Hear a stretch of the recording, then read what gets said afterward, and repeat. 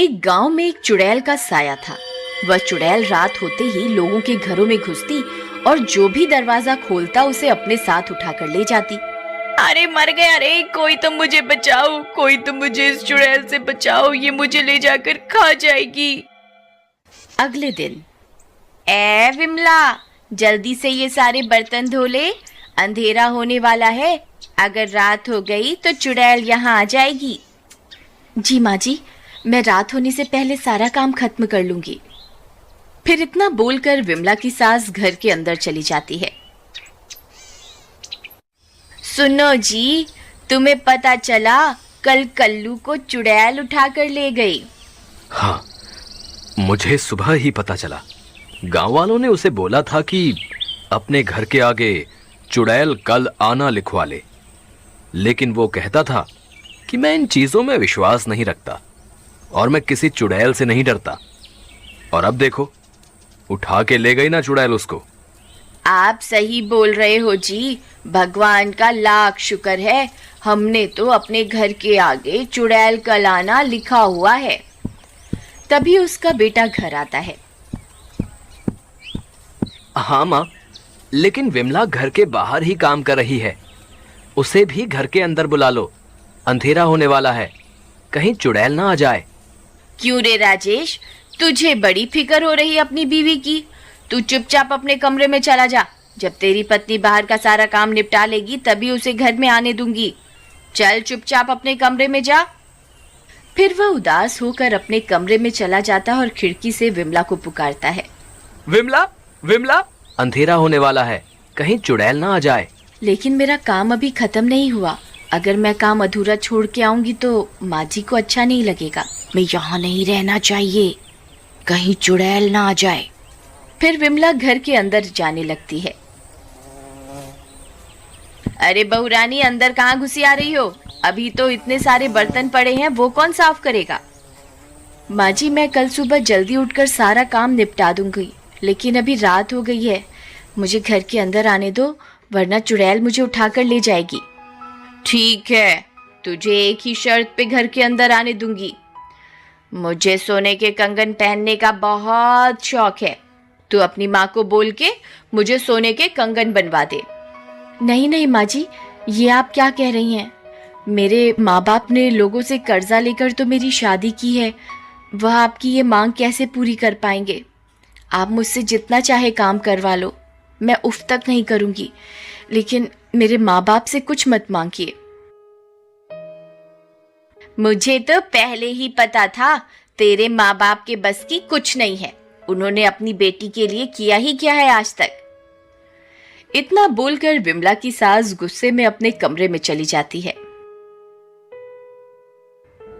बेटा, अपनी लालची पत्नी की तरफ से मैं तुमसे माफी मांगता हूं, उसे माफ कर दो। नहीं नहीं पिताजी, आप माफी मत मांगिए, इसमें आपका कोई कसूर नहीं है। इतना बोलकर विमला अपने कमरे में चली जाती है। इस लालची औरत ने तो आज हद ही पार कर दी, ऐसी पत्नी होने से अच्छा तो न ही हो। फिर वह बाहर जाता है और दरवाजे पे लिखा होता है, चुड़ैल कल आना। वह उसे काट कर चुड़ैल आ जाना लिख देता है और जल्दी से घर के अंदर चला जाता है और अलमारी के पीछे छुप जाता है। फिर अंधेरा होने पर चुड़ैल अपने शिकार पर निकलती है।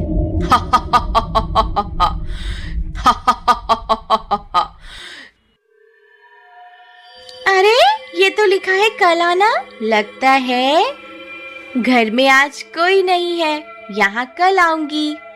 फिर वह आगे बढ़ जाती है।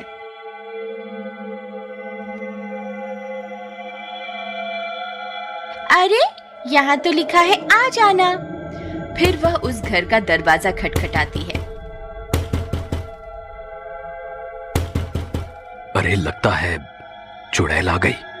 अरे मर गए रे, ये तो सच में आ गई। कहीं दरवाजा खोलने विमला ना आ जाए। अरे इतनी रात गए कौन आ गया? कहीं खेत में काम करने वाला बिरजू किराया देने तो नहीं आया? तभी वह दरवाजा खोलने जाती है। अरे बिरजू रुक जा, आ रही हूँ। आज तो मजा आ गया, रात को भी लक्ष्मी के दर्शन हो जाएंगे। फिर जैसे ही वह दरवाजा खोलती है वह हक्की बक्की रह जाती है। अरे मर गए रे, ये तो चुड़ैल है। हे भगवान मुझे बचाओ। अरे सुनते हो, कहाँ हो? देखो चुड़ैल हमारे घर आ गई। अरे विमला कहाँ है तू? जल्दी बाहर आ। तभी चुड़ैल अपनी डरावनी हंसी हंसती है।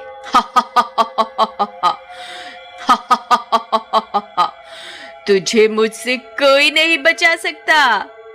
इतना बोलकर वह उसे उठाती है और आसमां में उड़ जाती है। सब गांव वाले इस मंजर को अपनी आंखों से देखते हैं, लेकिन कोई भी डर के मारे उसे बचाने के लिए बाहर नहीं आता और चुड़ैल उसे उठाकर अपने साथ ले जाती है। शुक्र है भगवान का, इस लालची औरत से जान तो छूटी। तभी विमला बाहर आती है। अरे पिताजी, ये कैसी आवाज थी? और माँ जी कहाँ हैं?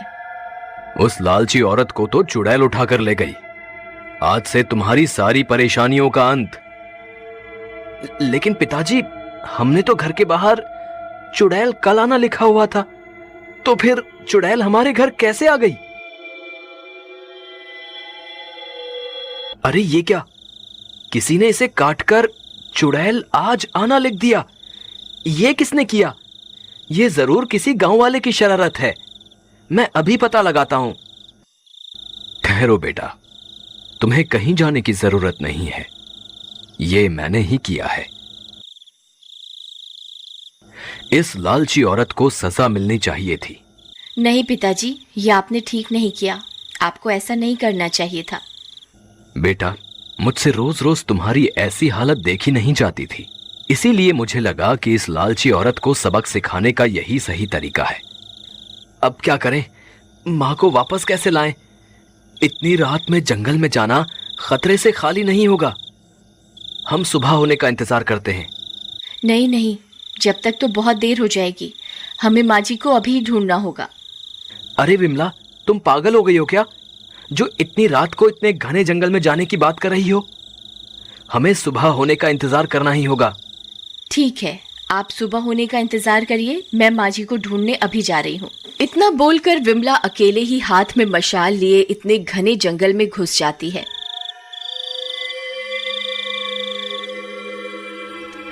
हे भगवान, कृपा करके मेरी बहू का साथ देना। वहीं विमला जंगल में चुड़ैल की तलाश करती रहती है। तभी उसे डरावनी आवाजें सुनाई देती हैं। विमला बहुत डर जाती है। तभी उसे डरावनी हंसी सुनाई देती है।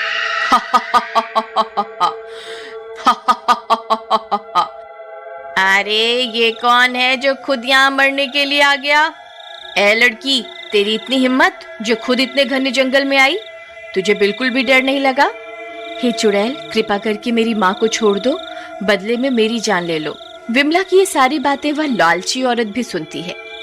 अरे मैं तो इसकी बिल्कुल भी परवाह नहीं करती थी और इसे कितना दुख पहुंचाती थी, लेकिन ये तो मेरी जान बचाने के लिए अपनी जान देने को तैयार है।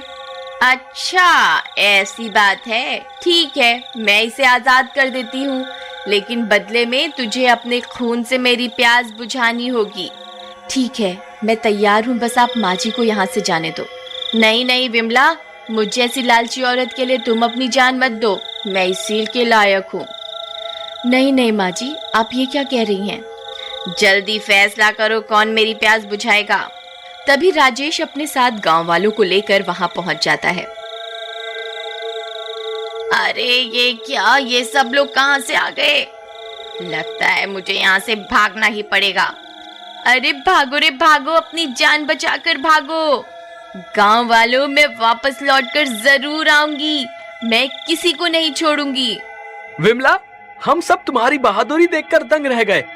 तुमने जो आज किया है, ऐसा करने की हिम्मत किसी में नहीं थी। भगवान सबको तुम्हारी जैसी बहू दे। देख लालची औरत, तू इसे कितने दुख देती है और आज इसी ने तेरी जान बचाई है। बहू मुझे माफ कर दे, मैंने तुझे बहुत दुख दिए हैं। कोई बात नहीं माँ जी, आपको माफी मांगने की कोई जरूरत नहीं है।